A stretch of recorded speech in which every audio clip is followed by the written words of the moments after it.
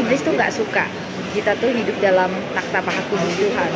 Setiap kali butuh kendaraan cepat, itu lama, biasanya tuh nggak pernah selama itu Ayu. Dan terus Tuhan kasih lihat berkatnya tertunda kan, ada penghalang. Itu tadi hampir kepancing Ayu. Udah pengen komplain sama Tuhan, cuman Ayu kan bawa Bible gitu ya. Ayu juga belum makan, udah Ayu makan dulu. Ayu baca Bible dulu segala macam. Jadi jangan biarinin itu buka celah gitu kan. Jadi itu tetap di Maha Kudus. Iya ampun Ayu, bener-bener lu Ayu. Terus udah gitu, padahal Ridho itu ya udah mau terima Tuhan Ayu. Serangan itu banyak sekali Ayu. Ini malah sekarang jadi berbalik, jadi berbalik. Cuman untungnya tadi Ayu datang ke toko, itu mukanya udah bete abis segala macam. Terus ya, iblis tuh nggak mau orang tuh baca buku Bapak Paryaji. Masa buku Bapak Paryaji bisa digandeng ke sorga ketemu Tuhan Yesus? Apa tuh? Itu buku bisa nggak nyampe, susah banget untuk bisa nyampe ke tangan Ridho Ayu. Karena karena iblis tahu kalau buku itu nyampe ke tangan Ridho, itu orang akan nggak pribadi Tuhan.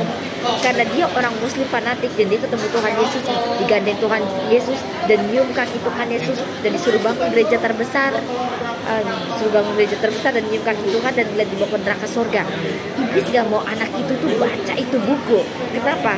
Kalau orang Muslim sendiri ketemu Tuhan Yesus dan bangun gereja terbesar dan diceritakan tentang surga, tentang apa dengan tulisan emas di langit itu, dan dia tahu ayat-ayat Al-Quran yang menyatakan Isa Al-Masih adalah Tuhan, orang nggak bisa ngelak gitu. Orang nggak bisa ngelak dari surat Maryam 1 aja. Isa Al-Masih lagi dari Roh Kudus Roh Allah sendiri, bukan dari persetubuhan. Berarti dia siapa? Tuhan. Itu susah Ayu. Itu sampai sekarang ngurus proses itu susah banget. Itu buku bisa nggak nyampe, tapi yang lain nyampe semua Ayu. Yang apa tuh, orang Korea dibawa ke sorga, yang Sonam, Cotomas. Untung ada satu lagi backup buku Pak Paryaji yang dari yang Pak Gilbert Lumong itu, tapi itu cuma tentang neraka doang, yang Pak Paryaji nggak neraka, nggak sekomplit yang dia tulis dari pertobatan dia ngalamin pribadi Tuhan segala macam, gimana dia berjumpa Tuhan dan sampai Tuhan kasih perintah di langit untuk bangun gereja terbesar, dan dia harus kembalikan kuasa perjamuan kudus dan kasih lihat apa dia lihat di sorga dan neraka dan seperti apa alam roh gitu kan. Dan itu tuh dari pihak itu kena serangan dari spirit itu tuh kuat banget. Untungnya terus nyembah, terus ngaku bisa nggak kena. Cuman jadi berbalik ke Ridho lagi gitu kan. Udah sampai ngomong gini, udah Tuhan, kalau Tuhan menyelamatin anak ini, Tuhan punya cara. Tapi kalau Tuhan nggak mau nyelamatin, mau seberapa pun disampaikan itu nggak akan bisa, tetap binasa gitu. Dan anak ini tuh keras, anak ini harus ketemu pribadi Tuhan langsung. Dia harus ngalamin, karena dia tuh nggak ngerti Ayu. Mengalami dengan visi dan pandangan konsep teori dan doktrin itu berbeda. Mengalami jelas dia mengalami.